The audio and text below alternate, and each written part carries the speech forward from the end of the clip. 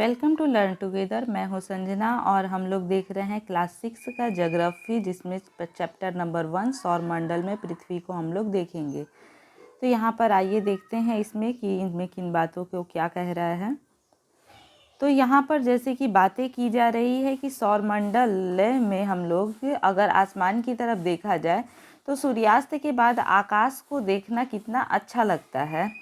आसमान में पहले एक या दो चमकते बिंदु ही दिखते हैं, लेकिन बाद में इसकी संख्या बढ़ जाती है। आप इनकी गणना नहीं कर सकते। संपूर्ण आकाश छोटी छोटी चमकदार वस्तुओं से भर जाता है, जिसमें से कुछ चमकीले होते हैं एवं कुछ धुंधले। ऐसा प्रतीत होता है मानो आकाश में हीरे जड़े हुए हों। इनमें से कुछ टिमटिमाटे प्रतीत होते हैं, लेकिन अगर आप उनको ध्यान से देखेंगे तो आप पाएंगे कि इनमें से कुछ की टिमटिमाहट अन्य से अलग है। ये बिना किसी टिमटिमाहट के चंद्रमा के समान चमकते हैं। इन चमकीली वस्तुओं के साथ आप लगभग प्रतिदिन चंद्रमा को भी देखते हैं। यह अलग अलग समय पर अलग अलग आकार का स्थिति में दिखाई पड़ता है। यानी कि हम बात कर रहे हैं चंद्रमा की, और चंद्रमा जो होता है वो प्रत्येक दिन इसका आकार अलग होता है। ये एक तरह का नहीं दिखाई देता है, हर रोज़ इसका आकार अलग होता है। कभी ये बड़ा दिखाई पड़ता है तो कभी ये छोटा दिखाई पड़ता है। तो इस प्रकार से हम लोग देखेंगे कि इसका आकार जो होता है वो अलग अलग स्थितियों में अलग अलग दिखाई पड़ता है। आप पूर्ण चंद्र को लगभग 1 महीने में एक बार ही देख सकते हैं, और जिस दिन पूर्ण चंद्रमा दिखाई देती है उस रात को हम लोग पूर्णिमा कहते हैं। और उसके ठीक 15 दिन के बाद अगर हम लोग देखें तो चंद्रमा जो होता है वो दिखाई नहीं देता है, और उस रात को हम लोग अमावस्या के नाम से जानते हैं। यानी कि जिस रात में चंद्रमा पूर्णतः दिखाई देता हो, यानी पूरा गोल चंद्रमा दिखाई देता हो, उस रात को हम लोग पूर्णिमा, और जिस रात में चंद्रमा नहीं दिखाई देता हो उसे हम अमावस्या कहते हैं। पूर्णिमा से अमावस्या 15 दिन बाद होती है, और अमावस्या से पूर्णिमा में भी 15 दिन का ही अंतर होता है। ऐसी रात में अगर आसमान साफ है तो आप आसमान का अवलोकन अच्छी तरह से कर सकते हैं। यानी कि चंद्रमा को देखने के लिए आकाश का साफ होना जरूरी है। आकाश अगर साफ रहेगा तो हम चंद्रमा का अवलोकन अच्छी तरह से कर सकते हैं। अब बताइए, क्या आप इस बात पर आश्चर्य नहीं होता कि हम दिन के समय चंद्रमा एवं इन छोटी सी चमकीली वस्तुओं को क्यों नहीं देख पाते हैं? आखिर क्या वजह है कि हम इन वस्तुओं को नहीं देख पाते हैं? तो यहाँ पर बात ये हो जाएगा कि सूर्य के अत्यधिक तेज प्रकाश के कारण रात के समय चमकने वाली वस्तुओं को हम दिन में नहीं देख पाते हैं। यानी कि जो वस्तुएं रात में चमकती हैं उन्हें हम दिन में नहीं देख पाते हैं, क्योंकि सूर्य का दिन में अत्यधिक प्रकाश होता है, जो कि उन वस्तुओं के प्रकाश से अत्यधिक होता है। इस कारण से हम लोग जो होता है वो रात के समय में ही इन वस्तुओं को देख पाते हैं और दिन के समय में नहीं देख पाते हैं। सूर्य, चंद्रमा तथा वे सभी वस्तुएं जो रात के समय आसमान में चमकती हैं खगोलीय पिंड कहलाती है।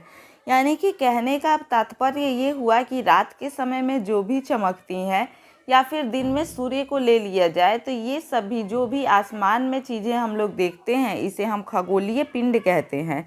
तो सबसे पहला चीज़, अगर कोई हमसे सवाल पूछेगा कि खगोलीय पिंड किसे कहते हैं, तो सूर्य, चंद्रमा तथा वे सभी वस्तुएं जो रात के समय आसमान में चमकती हैं उसे खगोलीय पिंड कहते हैं। कुछ खगोलीय पिंड बड़े आकार वाले तथा गर्म होते हैं। ये गैसों से बने होते हैं। इस चीज़ को याद रखना है कि खगोलीय पिंड जो होते हैं वो गैसों से बने होते हैं। और ये कैसे होते हैं, तो ये बड़े आकार के और गर्म भी होते हैं। इनमें से कुछ खगोलीय पिंड ठंडे भी होते हैं, लेकिन हम यहाँ पर दोनों प्रकार के खगोलीय पिंडों को देखेंगे। इसके पास अपनी ऊष्मा तथा प्रकाश होता है। यानी कि जितने भी खगोलीय पिंड होते हैं इन सब के पास में अपना ऊष्मा तथा अपना प्रकाश होता है। वे तारे बहुत बड़ी मात्रा में उत्सर्जित करते हैं। इन खगोलीय पिंडों को तारा कहते हैं। यानी कि हम लोग देखेंगे कि जिन खगोलीय पिंडों के पास में ऊष्मा और प्रकाश होता है और ये इसे बहुत बड़ी मात्रा में उत्सर्जित करते हैं, तो उन खगोलीय पिंडों को हम लोग तारा कहते हैं, यानी कि स्टार कहते हैं।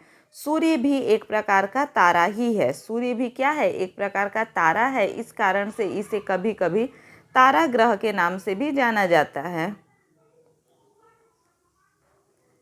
रात के समय चमकते हुए अनगिनत तारे सूर्य के समान ही हैं, यानी कि सूर्य के समान ही होते हैं। जो तारे रात में चमकते हैं ये सभी कैसे होते हैं? तो ये सभी सूर्य के समान ही हैं, लेकिन ये हमसे बहुत ज़्यादा दूर है। कहने का तात्पर्य ये है कि ये सूर्य से भी अत्यधिक दूर है, इस कारण से इतने छोटे दिखाई पड़ते हैं और इनका प्रकाश कम आता है। तो लेकिन ये हमसे बहुत अधिक दूर होने के कारण हम लोग उनकी ऊष्मा या प्रकाश को महसूस नहीं कर सकते हैं तथा ये अत्यंत छोटे दिखाई पड़ते हैं। तो हम लोगों ने यहाँ पर क्या जाना? तो हम लोगों ने जाना यहाँ पर कि रात के समय चमकते हुए अनगिनत तारे सूर्य के समान ही हैं, यानी ये तारे जो होते हैं ये सूर्य के समान होते हैं, लेकिन हमसे बहुत अधिक दूर होने के कारण हम लोग उनकी ऊष्मा या प्रकाश को महसूस नहीं करते तथा वे अत्यंत छोटे दिखाई पड़ते हैं। दूर होने के कारण ये अत्यंत छोटे भी दिखाई पड़ते हैं। आपने अवश्य ही ध्यान दिया होगा कि कुछ दूरी से देखने पर सभी वस्तुएं छोटी दिखाई पड़ती है, यानी कि ये तो हम सभी जानते हैं कि वस्तुएं जितनी दूर होती हैं उतनी ही छोटी दिखाई पड़ती है। अत्यधिक ऊंचाई पर उड़ रहा हवाई जहाज हमें कितना छोटा दिखाई देता है ये तो हम सभी जानते हैं, और वही हवाई जहाज जब हम लोग पास से देखेंगे तो वो बहुत बड़ा दिखाई देता है। तो इस प्रकार से जो वस्तुएं जितनी ही दूर होती हैं तो वो उतनी ही छोटी दिखाई पड़ती हैं। रात्रि में आसमान की ओर देखते समय आप तारों के विभिन्न समूहों द्वारा बनाई गई विविध आकृतियों को देख सकते हैं। इसका अर्थ ये हुआ कि तारे भी जो होते हैं वो अपने समूहों के साथ में विभिन्न आकृतियां बनाते हैं, और इसे हम लोग क्या कहते हैं? तो इसे हम लोग नक्षत्र मंडल के नाम से जानते हैं। क्या कहते हैं? तो नक्षत्र मंडल इसे हम लोग कहते हैं। अब इसके बाद देखते हैं तो अर्सा मेजर या बिग बियर इसी प्रकार का एक नक्षत्र मंडल है, यानी कि तारों का एक समूह जो कि विचित्र प्रकार की या फिर विभिन्न प्रकार की आकृतियां बनाती हो उसे नक्षत्र मंडल कहते हैं। और अर्सा मेजर और बिग बियर इसी प्रकार का नक्षत्र है। बहुत आसानी से पहचान में आने वाले तारामंडल हैं, जैसे कि सप्तऋषि, सप्त सात ऋषि संत। सप्तऋषि ये भी एक क्या है? तारा समूह है।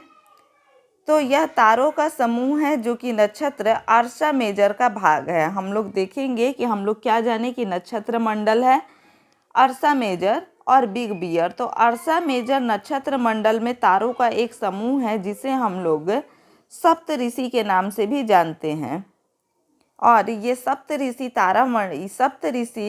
जो तारों का समूह है ये किस नक्षत्र मंडल में पड़ता है? तो ये अर्सा मेजर में पड़ता है। और इस तरह से अगर हमें देखना हो तो हम लोग यहाँ पर इसे देख सकते हैं चित्र संख्या 1.1 में, जिसे सप्तऋषि एवं ध्रुव तारा के नाम से हम लोग यहाँ पर देख रहे हैं। जैसे कि उत्तर दिशा की तरफ में देखेंगे हम लोग, और उत्तर दिशा की तरफ में क्या होगा हम लोगों को कि संकेत तारे यानी कि सप्तऋषि हमें यहाँ पर देखने को मिल रहे हैं। ये हो जाएंगे, ये सप्तऋषि का भाग हो जाएगा। और इसके और आगे देखेंगे तो यहाँ पर ध्रुव तारा का भाग हो जाएगा। तो इस प्रकार से हम लोग देखते हैं सप्तऋषि और ध्रुव तारा को। सप्तऋषि जो है वो अर्सा मेजर नक्षत्र मंडल का ही भाग है। प्राचीन समय में लोग रात्रि में दिशा का निर्धारण तारों की सहायता से करते थे, यानी कि दिन में तो दिशा का निर्धारण सूर्य की सहायता से हो जाएगा, लेकिन रात्रि में दिशा का निर्धारण जो था वो तारों की सहायता से किया जाता था, जिसमें देखा जाए तो उत्तरी तारा उत्तर दिशा को बताता है। इसे ध्रुव तारा भी कहा जाता है। उत्तरी तारा किसे कहते हैं हम लोग? तो ध्रुव तारा को कहते हैं। ध्रुव तारा को उत्तरी तारा भी कहा जाता है। यह आसमान में हमेशा एक ही स्थान पर रहता है। हम सप्तऋषि की सहायता से ध्रुव तारा की स्थिति को जान सकते हैं। जैसे कि हम लोगों ने अभी चित्र संख्या 1.1 में देखा कि सप्तऋषि की सहायता से हम लोग ध्रुव तारामंडल को देख सकते हैं। तो यहाँ पर आप देखेंगे कि यदि सप्तऋषि मंडल के संकेत तारों को आपस में मिलाते हुए एक काल्पनिक रेखा खींची जाए एवं उसे आगे की ओर बढ़ाया जाए तो यह ध्रुव तारे की ओर इंगित करेगा। कुछ खगोलीय पिंडों में अपना प्रकाश एवं ऊष्मा नहीं होती है, यानी कि सभी खगोलीय पिंड जो होते हैं उसमें अपना प्रकाश और अपनी ऊष्मा नहीं होती है। यहाँ पर कुछ खगोलीय पिंड ऐसे भी होते हैं जिनमें कि अपना प्रकाश और अपनी ऊष्मा नहीं होती है। तो ऐसे पिंड ग्रह कहलाते हैं, यानी कि जिन खगोलीय पिंडों में अपना प्रकाश और अपनी ऊष्मा नहीं होती हो उसे हम ग्रह कहते हैं। ग्रह जिसे अंग्रेजी में प्लैनेट के नाम से भी जाना जाता है और प्लैनेट ग्रीक भाषा के प्लेटिनेटाई शब्द से बना है। इसका अर्थ होता है परिभ्रमक, अर्थात चारों ओर घूमने वाला। तो ग्रह का अर्थ भी यही हुआ। ग्रह का अर्थ क्या हुआ कि चारों ओर घूमने वाला। तो यहाँ पर हम लोग देखेंगे कि पृथ्वी जिस पर हम लोग रहते हैं यह एक ग्रह है। हम लोग पृथ्वी पर रहते हैं और पृथ्वी भी क्या है, तो ग्रह है। तो अगर सवाल पूछे कि हम लोग किस ग्रह पर रहते हैं तो ये जवाब देना कोई कठिन बात नहीं होगा कि हम लोग पृथ्वी ग्रह पर रहते हैं। यह अपना संपूर्ण प्रकाश एवं ऊष्मा सूर्य से प्राप्त करती है। तो जैसे कि हम लोग जानते हैं कि ग्रह का अपना प्रकाश और अपनी ऊष्मा नहीं होती है, तो इस प्रकार से पृथ्वी की भी अपनी प्रकाश और अपनी ऊष्मा नहीं है। और ये प्रकाश और ऊष्मा कहाँ से प्राप्त करती है, तो हमें ये चीज़ ज्ञात होना चाहिए कि ग्रह अपना प्रकाश और ऊर्जा सूर्य से प्राप्त करते हैं। तो इसी प्रकार से पृथ्वी भी अपनी प्रकाश और ऊर्जा सूर्य से ही प्राप्त करती है, जो पृथ्वी के सबसे नज़दीक तारा है। तो पृथ्वी के नज़दीक का पृथ्वी के सबसे नज़दीक का जो तारा होगा वो कौन सा है, तो वो सूर्य है। सूर्य ही पृथ्वी के सबसे नज़दीक का तारा है। तो इस प्रकार से इस चीज़ को ध्यान में रखेंगे कि सूर्य का सबसे नज़दीकी तारा कौन सा है, पृथ्वी का सबसे नज़दीकी तारा कौन सा है, तो सूर्य ही पृथ्वी का सबसे नज़दीकी तारा है। और पृथ्वी को ऊष्मा और प्रकाश कहाँ से मिलती है, तो पृथ्वी को ऊष्मा और प्रकाश सूर्य से प्राप्त होती है। पृथ्वी को बहुत अधिक दूरी से, जैसे कि चंद्रमा से देखने पर यह चंद्रमा की तरह चमकती हुई प्रतीत होती है।